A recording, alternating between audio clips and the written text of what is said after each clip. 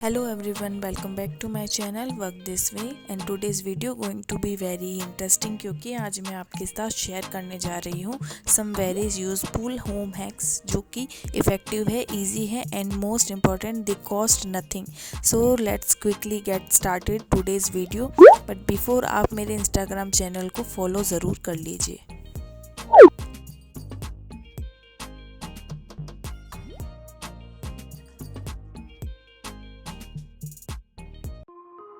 Hack number 1. This is a very common problem. I am sure ये आपने भी face किया होगा. कितनी बार जो हमारे बैग्स होते हैं उनकी चेन्स के रनर टूट जाते हैं और हम उसे आसानी से ओपन नहीं कर पाते हैं. बट इस प्रॉब्लम को हम इजीली सॉल्व कर सकते हैं. हमें सिर्फ जिप टाई एंड सीजर चाहिएगी. जिप की एक तरफ की साइड स्मूथ होती है और दूसरी तरफ टेक्सचर होती है. अब जिप टाई को इस तरह पेन के अंदर फिक्स करना है.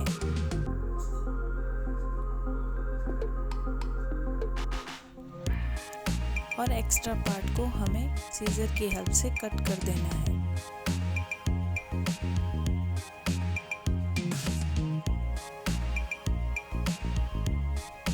एंड सी, हमारी प्रॉब्लम बहुत आसानी से सॉल्व हो गई है. जिप टाई बहुत स्ट्रॉन्ग होती है. Hack number 2.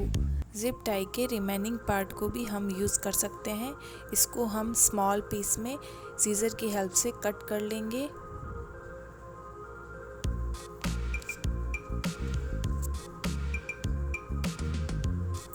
इनको हम टेप के एंड को सिक्योर करने में यूज़ लेंगे ताकि जब भी हमें टेप को यूज़ लेना हो तो हमें उनके एंड्स को ढूंढना ना पड़े.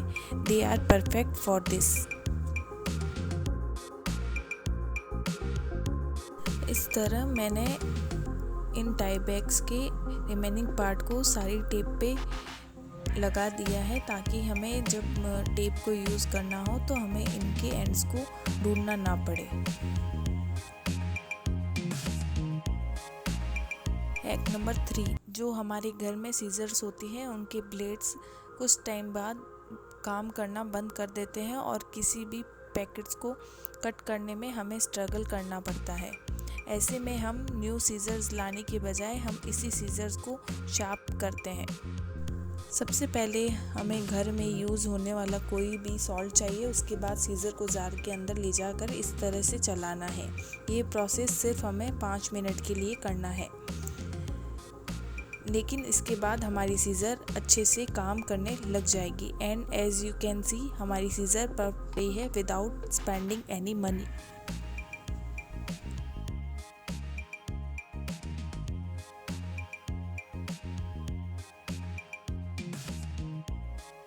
Hack number 4. नॉर्मली हमारे घर में इस तरह से स्लाइडिंग डोर होते हैं. इनके ग्रिल को क्लीन करना बड़ा मुश्किल होता है, तो आज मैं आपको इसे इजी वे में क्लीन करना बताती हूँ. वैसे तो इसे क्लीन करने के लिए इस तरह के ब्रश भी आते हैं, बट ये पूरी तरह से हमारे ग्रिल को क्लीन नहीं कर पाते हैं.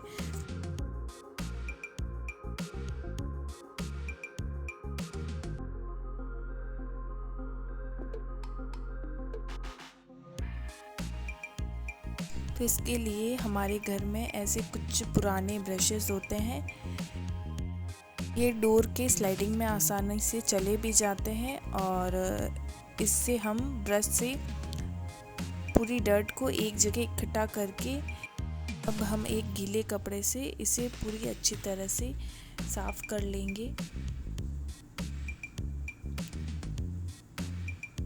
इससे हमारी स्लाइडिंग डोर एकदम आसानी से क्लीन हो जाएगी.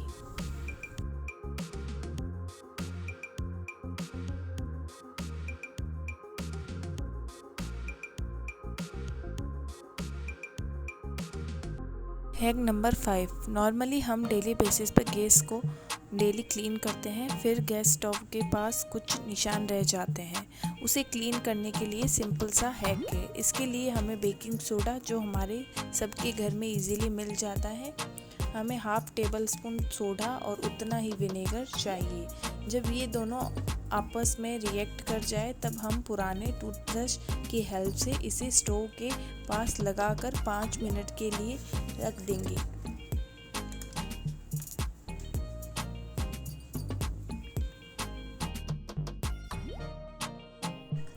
उसके बाद हम कोई भी क्लीन क्लॉथ से उसे साफ़ कर लेंगे। आप देखेंगे कि हमारे गैस स्टोव के पास जो डर्ट लगी हुई थी वह एकदम से क्लीन हो जाएगी।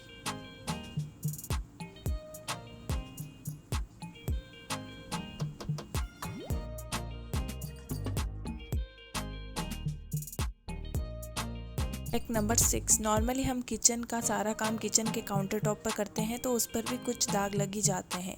इन सबको क्लीन करने के लिए हम आज घर पर ही DIY क्लीनर बनाते हैं। उसे बनाने के लिए हमें चाहिए एक स्प्रे बोतल। अब इस बोतल में हाफ ग्लास पानी डाल रही हूँ। फिर चाहिए हमें 2 टेबलस्पून विनेगर और कुछ फेस वॉश की बूंदें।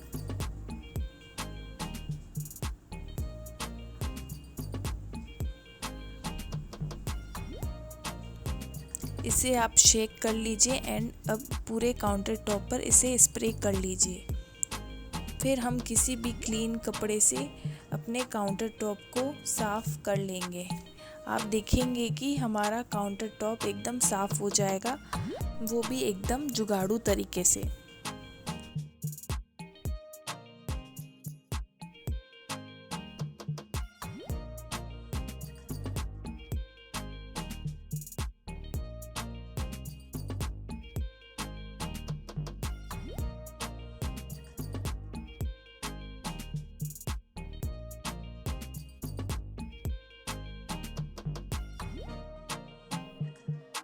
हैक नंबर 7, नॉर्मली हम सभी इस टी स्टेनर को यूज़ लेते हैं। कुछ टाइम में ही हमारी ये टी स्टेनर ब्लैक होने लगती हैं तो हमें मार्केट से न्यू छन्नी लेनी पड़ती है। तो आज हम इसे ही फिर से अच्छे से यूज़ कर सकते हैं। उसके लिए हमें छन्नी को इस तरह गैस स्टोव पर रखनी है।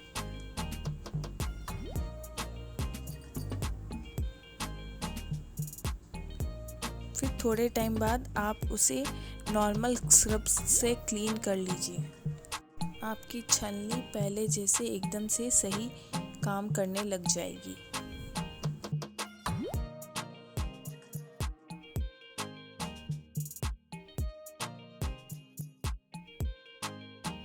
हैक नंबर 8, जो हमारे कर्टन्स टाई बैग होते हैं उनमें कर्टन को हैंग करने के लिए वेलक्रो लगी होती है। कुछ टाइम यूज़ करने के बाद वेलक्रो एकदम लूज़ हो जाती है।